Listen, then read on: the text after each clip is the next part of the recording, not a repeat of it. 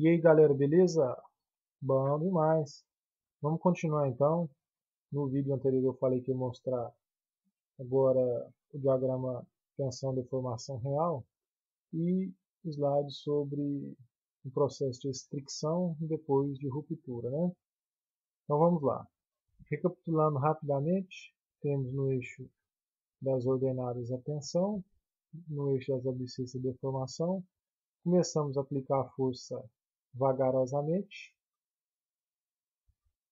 e vamos calculando a tensão, que é a força sobre a área inicial do corpo, certo? Medida antes de começar o ensaio. Essa área é fixa no ensaio, no diagrama de tensão-deformação convencional.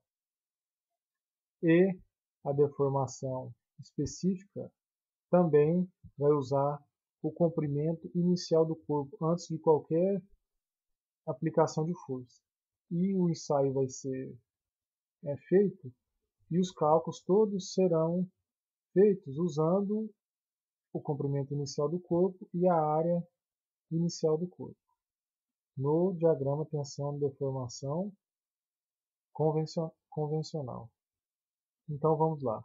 Começamos a aplicar a força, vamos medindo a deformação, jogando no gráfico. No começo percebemos que esse diagrama se comporta como uma reta. Sabemos que, como é uma reta, então existe uma linearidade, existe proporção.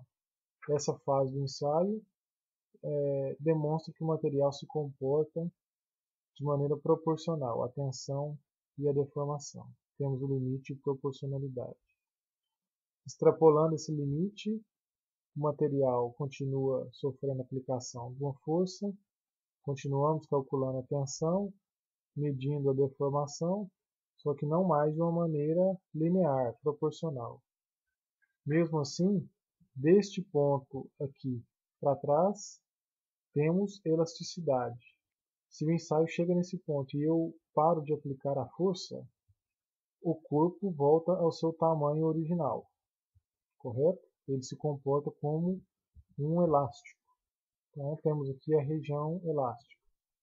Todavia, se extrapolamos um pouco essa tensão aqui, chegamos na tensão de escoamento, certo? A partir desse ponto, se tentarmos elevar a tensão mais a força, o material vai escoar, o seu alongamento vai aumentar sem aumentarmos a tensão aplicada, certo? Lembrando que estamos usando a área inicial, a área do corpo quando ele estava aqui, né, em repouso, no diagrama tensão-deformação convencional. Essa é a área de escoamento. Após isso, vai surgir um processo chamado endurecimento por deformação, onde é possível aplicar uma tensão maior e também teremos mais deformação. Beleza? Endurecimento por deformação. Quando esse processo chega ao fim, atingimos o limite de resistência do material, que é o diagrama real, tensão-deformação real. Nesse diagrama, diferentemente do anterior, não vamos trabalhar com a área inicial, a área de seção transversal inicial do corpo de prova, e sim com a área real. Quando começamos a aplicar uma força, vai existir deformação. O corpo alonga-se, o comprimento aumenta e a área diminui.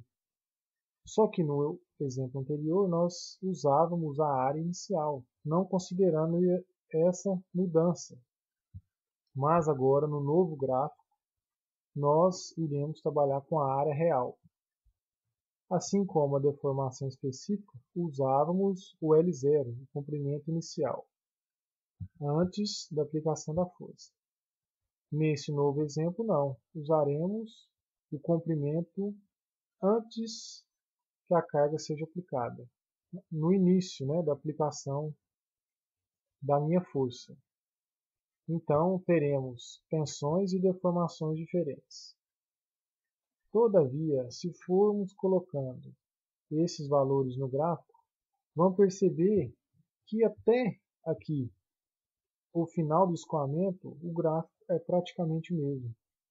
A partir dessa fase de endurecimento por deformação, é que ocorrerão as diferenças.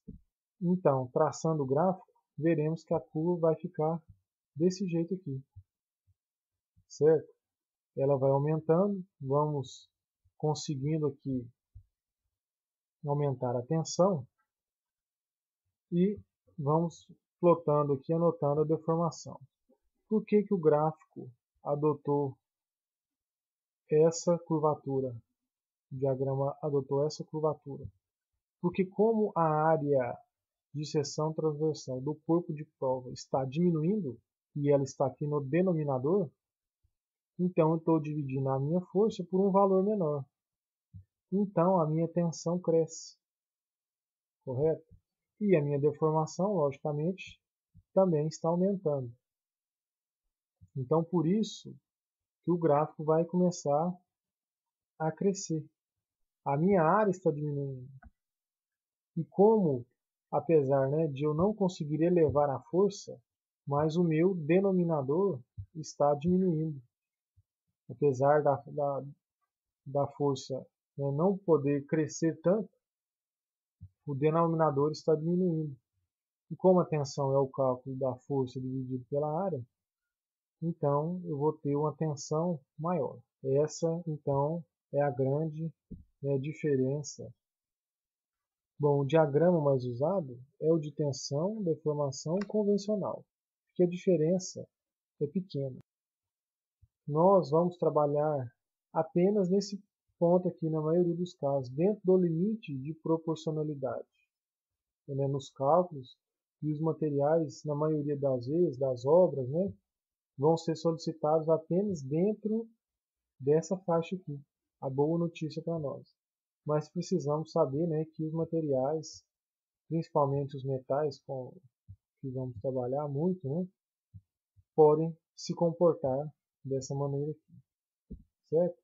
Bom, e essa última tensão aqui é a tensão de ruptura real, Essa primeira parte chamamos de comportamento elástico, eu já expliquei, que ele volta à sua posição original, sem se deformar definitivamente. E nessa segunda fase, o material vai se deformar de uma maneira definitiva. Apesar de, se ele estiver em uma dessas fases e eu retirar a aplicação da força, ele ainda volta um pouco no seu alongamento, todavia ele já adquire um tamanho diferente do tamanho original. Essa parte do diagrama chamamos de comportamento plástico. Bom, nesse corpo de prova, podemos ver aqui uma região de depressão, que é a região de estricção. Na primeira parte do gráfico, que até aqui o limite, que é a parte aqui de endurecimento por deformação, onde eu estou apontando aqui, toda essa área aqui, vamos desconsiderar, faz de conta que não tem essa depressão, está crescendo, está aumentando o comprimento, todavia a área de toda essa parte aqui está diminuindo a sua seção transversal. Todavia, quando chegamos aqui na zona de estricção,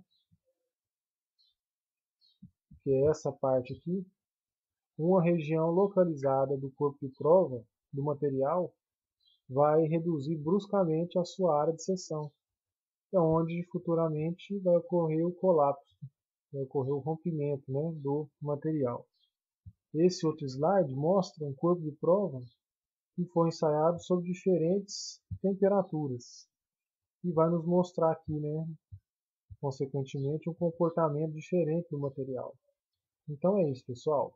Um abraço a todos e bons estudos.